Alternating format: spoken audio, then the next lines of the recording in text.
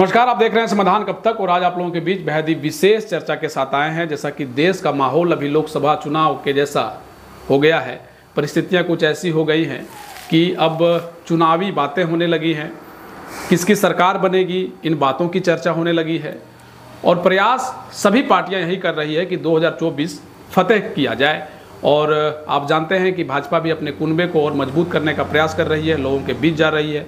भाजपा ने जितनी भी योजनाएं धरातल पर उतारी हैं, उन सभी योजनाओं और उनके मिले कामयाबी को लोगों के बीच बताने का प्रयास कर रही है कि हमने ये कार्य किए हैं। अब उस पर जनता कितनी तैयार है कि फिर से भाजपा की सरकार को लाने का वो प्रयास करेगी, या फिर विपक्ष, चूँकि जैसा कि आप जानते हैं कि कांग्रेस भी भारत जोड़ो न्याय यात्रा में जुटी है। यानी जितने भी पार्टियों को अगर आप गौर से देखेंगे, सभी तैयारी 2024 की कर रहे हैं, फतेह करने की तैयारी। लेकिन एक आज जो चर्चा आप लोगों के बीच लाए हैं, वो चर्चा झारखंड की है। और झारखंड में एक ऐसे लोकसभा सीट की जिसकी चर्चा होनी चाहिए। ऐसा कि आप जानते हैं कि झारखंड में 14 लोकसभा सीट हैं, और ऐसे में गिरिडीह लोकसभा सीट जो एक तरीके से कहा जा रहा है कि बेहद ही हॉट सीट हो सकता है, और है भी। हमेशा से गिरिडीह लोकसभा को लेकर के भी कई तरह के कयास, कई तरह की बातें जो है वो हमेशा से आती रही हैं। तो इसी को लेकर के आज का पूरा टॉपिक है, और आज इसी पर हम लोग चर्चा भी करने जा रहे हैं। गिरिडीह लोकसभा से टाइगर जयराम महतो जो JBKS से चुनाव लड़ेंगे, या रहने दो यार। तो आज चर्चा पूरे झारखंड में 14 लोकसभा सीटों की नहीं, बल्कि एक ऐसी सीट की जिसकी चर्चा खूब हो रही है सोशल मीडिया पर भी। आपने लगातार देखा होगा कि जयराम महतो ने जब से गिरिडीह लोकसभा से चुनाव लड़ने की घोषणा की, तब से कई चीज़ें चल रही हैं। एक तो बात यह है कि पंचायत स्तर पर भी जाकर के अब लोगों से वो संवाद कर रहे हैं, लोगों से मिल रहे हैं। पहले ही कमेटी का विस्तार कर दिया गया है। तो लोग जो राजनीति पंडित विशेष करके जो लोग हैं, उनका मानना है कि इस बार जयराम महतो भारी पड़ सकते हैं। लेकिन क्या वो चुनाव जीत सकते हैं, ये अपने आप में एक सवाल है। आजसू से चंद्र प्रकाश चौधरी अभी गिरिडीह के सांसद हैं। ऐसे में कहा यह जा रहा है कि गिरिडीह लोकसभा जब चुनाव होंगे तो ये जो सीट है, आजसू के खेमे में जाने के बजाय भाजपा को ये सीट मिल सकती है। भाजपा के टिकट पर कोई सांसद चुनाव लड़ सकते हैं, आजसू कहीं और से चुनाव लड़ सकती है। हालांकि गठबंधन है, अब देखना यह होगा कि सीटों का समीकरण किस तरीके से बैठता है, कौन कहां से चुनाव लड़ते हैं।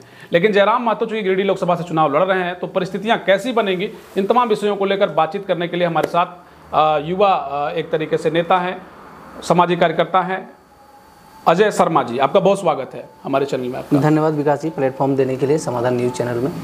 सवाल यही कि जयराम महतो गिरिडीह लोकसभा सीट से चुनाव लड़ने के लिए जा रहे हैं, कैसा लग रहा है, परिस्थिति कैसी बनेगी? क्योंकि हमेशा से भाजपा का वहाँ दबदबा रहा है, और इससे पहले अगर इतिहास खंगालें तो कई चीज़ें उथल पुथल हुई हैं, लेकिन लगातार भाजपा का ही वो सीट रहा है। आजसू को पिछली बार वो सीट मिली, लेकिन बिना भाजपा के तो संभव ही नहीं था कि भाई वो सीट को लिया जा सकता था। आपको क्या लगता है, चूंकि जयराम महतो यहाँ से चुनाव लड़ने जा रहे हैं, 2 साल के आंदोलन के बाद उभर कर एक नेता बने, अब चुनावी मैदान में गिरिडीह लोकसभा से होंगे, आपको क्या लग रहा है, कैसी परिस्थिति देखने को मिल सकती है गिरिडीह लोकसभा में? अभी का माहौल देखते हुए और युवा लोगों में जितना क्रेज है, मुझे लग रहा है कहीं ना कहीं जयराम महतो जी जो है ये गिरिडीह लोकसभा सीट जो है जीत लेंगे।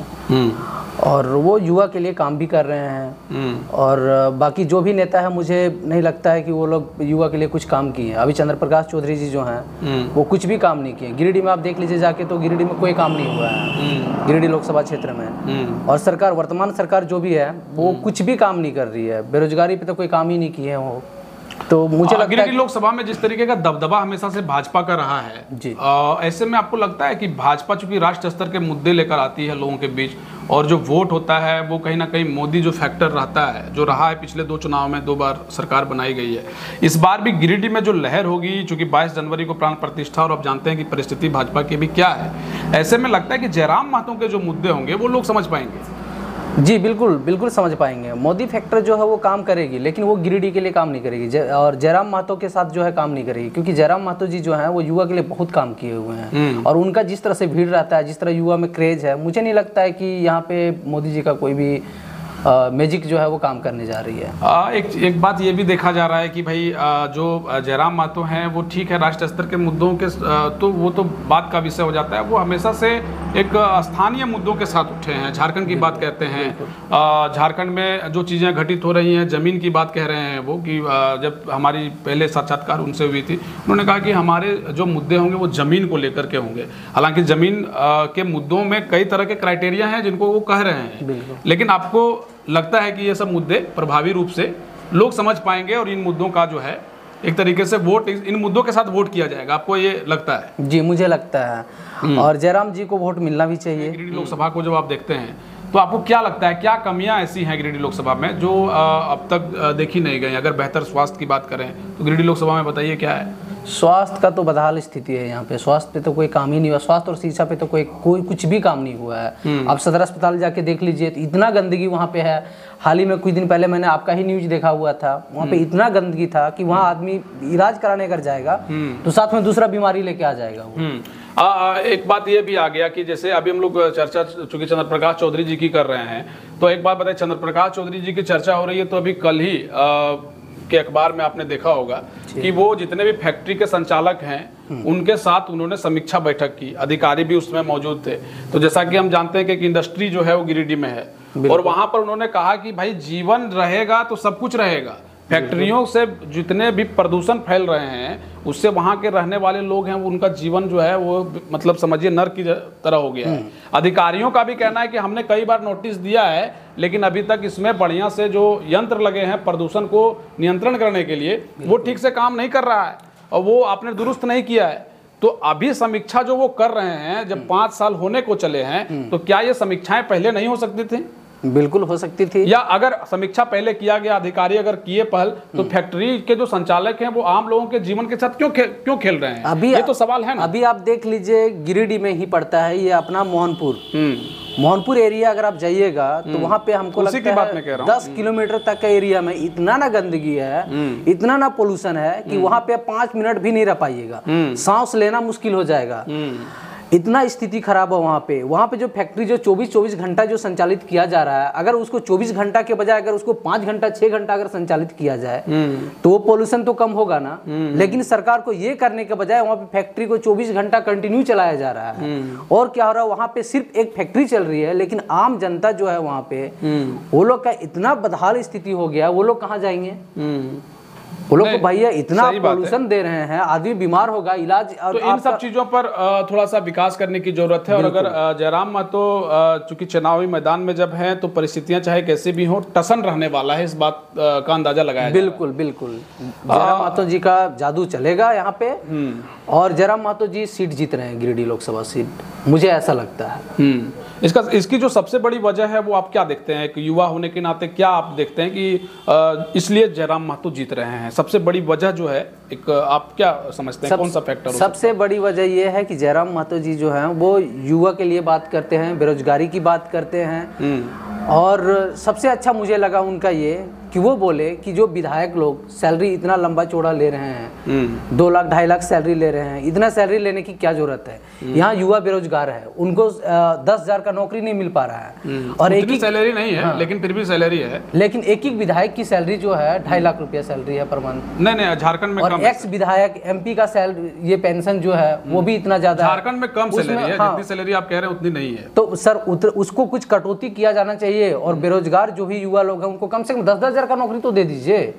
प्राइवेट सेक्टर में भी तो दे दीजिए। जो लोकल युवा है उनको लोकल जो नौकरी है उस पे इतनी लोकल नियोजन नीति लागू कीजिए, कम से कम लोकल लोगों को नौकरी दीजिए। बिहार में कहा गया भाई कि इंडस्ट्री नहीं है तो नौकरी कहाँ से? तो झारखंड में तो इंडस्ट्री का भरमार है, यहाँ पे किया जा सकता है। लेकिन जो निजी कंपनियां हैं उसको लेकर स्पष्ट एक नीति जो है बनाई तो गई है, लेकिन एक बहुत ही मजबूत ठोस नीति अगर बनाई जाए तो यहाँ के युवाओं को यहाँ पर ही नौकरी मिल सकती है। और सबसे बड़ी बात है कि झारखंड में सब कुछ तो है, इतनी बड़ी खनिज संपदा है, इन खनिज संपदाओं के जरिए ही यहाँ के युवाओं को नौकरी दिया जा सकता है, कहीं बाहर जाने की जरूरत नहीं, पलायन करने की जरूरत नहीं है। हालांकि इन सभी विषयों पर जयराम महतो मुखर होकर कहे हैं। अब देखना यह है कि इन सब विषयों पर सच में बात होता है या क्या कुछ होगा। लेकिन फिलहाल लोकसभा के चुनाव के जो नतीजे हैं वो आप जरूर देखेंगे, लेकिन उससे पहले एक नज़र आपको डाल दें कि गिरिडीह लोकसभा में सबसे पहले 1957 में जो है वो चुनाव हुआ था, और 1957 में सबसे पहले जब लोकसभा के चुनाव हुए तो गिरिडीह लोकसभा सीट से छोटा नागपुर संथाल परगना जनता पार्टी काजी ऐसे मतीन विजय हुए थे, जीते थे। छोटा नागपुर संथाल परगना जनता पार्टी को कुल 51.3% वोट मिले थे, जबकि भारतीय राष्ट्र कांग्रेस के नागेश्वर प्रसाद सिंह को 30.9% वोट मिले थे। वहीं कम्युनिस्ट पार्टी ऑफ इंडिया को 11.4% मत प्राप्त हुए थे। पहली बार 1957 में गिरिडीह लोकसभा में 1957 में गिरिडीह लोकसभा के पहली बार चुनाव हुए। उसके बाद 1962 में ठाकुर बटुकेश्वर सिंह ने जीत दर्ज की। 1967 का लोकसभा फिर चुनाव हुआ और 1967 में आपको बता दें कि इम्तियाज अहमद ने कांग्रेस से जीत दर्ज की थी। और वहीं MS ओबराय निर्दलीय जो है वो चुनाव हार गए थे।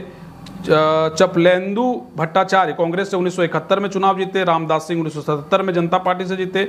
बिंदेश्वरी दुबे 1980 में कांग्रेस से चुनाव जीते। उसके बाद इस तरीके से पूरा एक सफरनामा रहा है।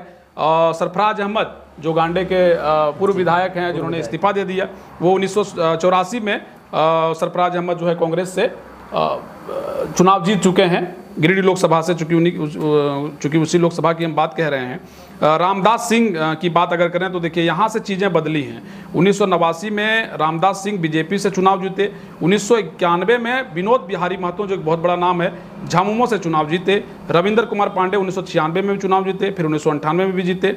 और देख लीजिए थोड़ा सा, रविंद्र कुमार पांडे जो हैं वो 1999 में भी जीतते हैं। राजेंद्र प्रसाद सिंह जो बड़े नेता हैं और इस दुनिया में अब नहीं रहे, वो कांग्रेस जो है से हार जाते हैं चुनाव। टेकलाल महतो फिर झामुमो से 2004 में चुनाव जीत जाते हैं।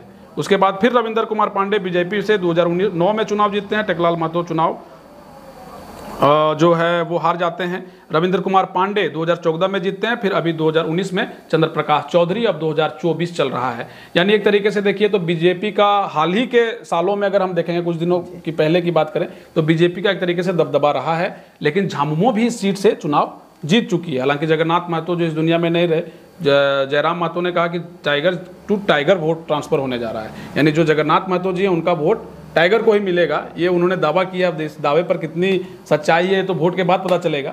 लेकिन ये मजबूती के साथ चुनावी मैदान में जेबीकेएस रहेगी, ऐसा आपको लगता है? बीजेपी का जो है एनडीए गठबंधन का सीधा टक्कर जो होने जा रही है वो जेबीकेएस से होने जा रही है। मतलब बीजेपी का जो फाइट है वो सीधा जेबीकेएस से होने जा रहा है। और बाकी इंडिया गठबंधन कहाँ नजर आएगी फिर? तो इंडिया गठबंधन का तो मैं नहीं कह सकता, बट यहाँ पे जो है डायरेक्ट जो सीधा जो टक्कर है वो जेबीकेएस से होने जा रही है। और 100% जयराम महतो जी जो है वो सीट अपना बिल्कुल। चलिए, बहुत शुक्रिया आपका समय देने के लिए अजय जी। तो देखिए, कुल मिलाकर के आपको गिरिडीह लोकसभा के बारे में संक्षेप में, चूँकि कुछ जो डाटा है वो आपको हम पढ़ के सुना गए, 1957 से लेकर 2019 तक क्या कुछ रहा है, कौन जीते कौन हारे। लेकिन 2024 में कौन जीतेंगे कौन हारेंगे ये हम आपको ग्राउंड रिपोर्ट के जरिए भी जोड़ेंगे, दिखाने का प्रयास करेंगे आम लोगों की राय कि क्या वो सोचते हैं, किसकी सरकार बनाना चाहते हैं, किनके साथ वो जाना चाहते हैं, किन मुद्दों पर वो वोट करना चाहते हैं। आम लोगों की राय बहुत ज़रूरी होती है और उसके लिए ज़रूरी है कि हम ग्राउंड रिपोर्ट के जरिए दिखाएं। लेकिन गिरिडीह लोकसभा सीट से जयराम महतो का पलड़ा भारी दिखाई दे रहा है। इसके अलावा अब ये देखना ये है कि इस सीट पर बाजी कौन मारता है। मिलेंगे अगली खबर में, तब तक हमें इजाज़त दीजिए। बहुत शुक्रिया, बहुत धन्यवाद। जय हिंद, जोहार झारखंड।